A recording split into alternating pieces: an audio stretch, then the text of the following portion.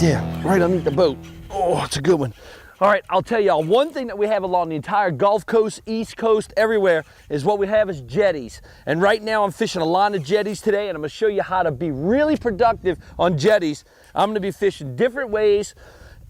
Oh, this is a nice redfish right here. And what I'm doing is, I'm jig fishing, very unconventional for what most people do. If you're a bass fisherman, you're gonna like what I'm doing today.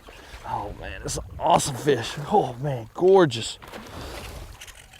Oh, man, I'm gonna need a net for this one. Now around the jetties, you know, the majority of the time if you fish them, the most of the fish are gonna be big and they're gonna be feisty, just like this one. Oh, come on, baby. Come on for me. Here she comes. Ooh, let's see, come on, got her. First fish in the morning. Oh, she's coming out.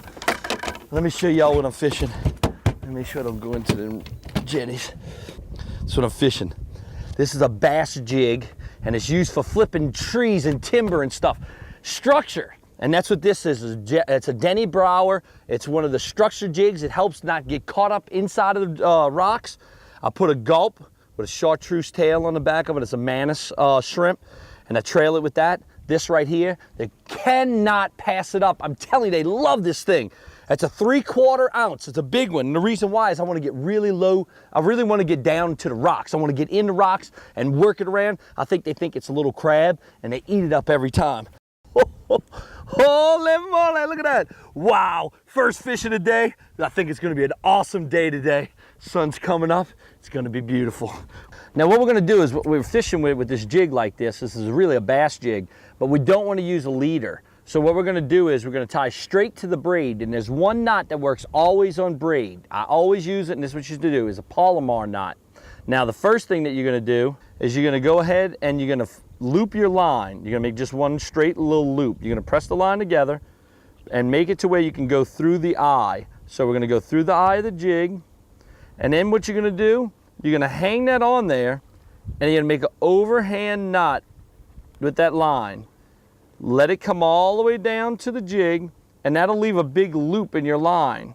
When you have that loop like this, you just take that, pass the jig through that loop, and then pull back the line that only goes to your rod, not the tag end. Just pull that back down, tighten it up, and that's called a Palomar knot.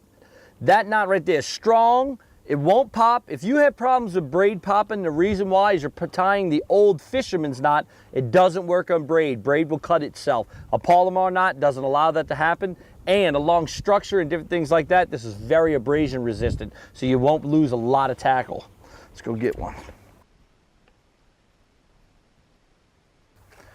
Now, there's a real true technique to working a jig this way.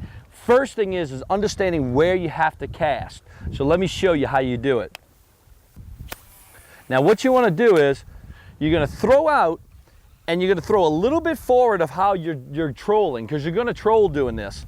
As the bait goes down these rocks, you're going to jig it and hop it down those rocks without letting it just sit. This is the actual presentation that you're going to be moving the bait the entire time. And that little hop, you hop it up, let it fall. On the fall is always when you get your strike, every single time. So you're gonna just take it, cast it out right by the rocks, start working it, and let it fall down, hop it a little bit, let it fall down, hop it a little bit, about that quick. You wanna just let it to where it drops down and hits the rocks, and pick it back up and work it. Drops and let it hit the rock, pick it up and do it. That is the true technique and presentation you gotta do to be productive this way.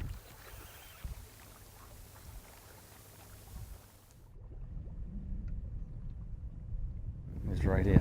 There he is. Oh, let's see what it is. A smaller red.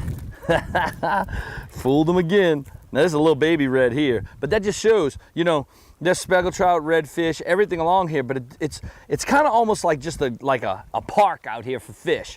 You know, they come out here, they love getting along these rocks, they get along the jetties because everything that's bait fish, crabs, bait, shrimp, mullet, whatever, they all get really tight up in them jetties because what they're trying to do is they're trying to be protective and be secured inside of those rocks, and the predator fish come up in there and feed along those rocks. And that's why this, when it pops out of those rocks and jumps out, the fish just go crazy and they react on it right off the bat. That's awesome. I love throwing in there. You boom, you feel it hit right when it gets in there.